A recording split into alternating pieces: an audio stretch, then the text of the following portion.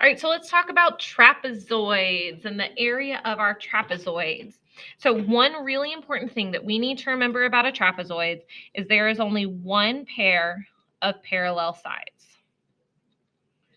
Okay, and it's important to remember that those one pair of parallel sides, because those parallel sides are what are going to form our bases in the trapezoid. So when it talks about highlighting and labeling the bases and the height, my bases, which I'm going to do in red, are my two parallel sides. So remember, parallel means that they will never, ever, ever meet. So here is one parallel side, and here is the other parallel side. So those are our two bases. Now, we know that base and height make a right. But as you can see on here, there are no right angles. So we are looking for the straight up and down line that connects our two bases. So this is going to be our height right here. All right, so we are going to do some quick measuring of this to the nearest inch. So if I measure this bottom base down here, it's about 5 inches. If I measure the top base, it's about 2 inches. I'm going to turn my paper sideways so I can measure the height. If I measure the height, I get 3 inches. Okay, so our formula to find the area of a trapezoid, it's a little weird, but I'm going to write it down first and then I'll explain all the pieces. So in parentheses, I get B1 plus B2, and then I close the parentheses. I put an H right on the outside, and that's all divided by 2. So I read this as B1 plus B2 times H divided by 2. So B1 and B2 stand for our bases.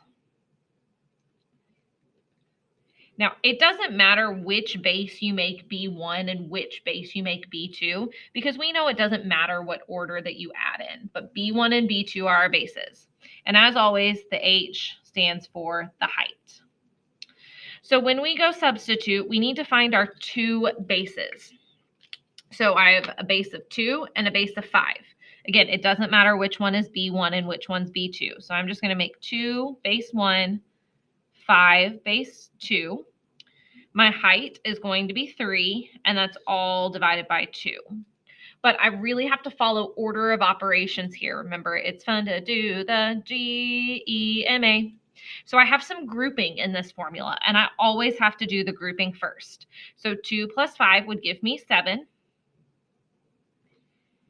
And then my next step would be to multiply. 7 times 3 is 21. And then divided by 2. 21 divided by 2 would give me a final area of 10.5 inches squared. Let's do 2 more practice problems together. All right, our next practice problem, I am going to use my markers for it because I need to find my base and my height. So remember, my bases are my 2 parallel lines, the ones that'll never meet. So here is a base, here is a base. My height is my straight line that is connecting my 2 bases and making a right angle. So there is my base, or my height.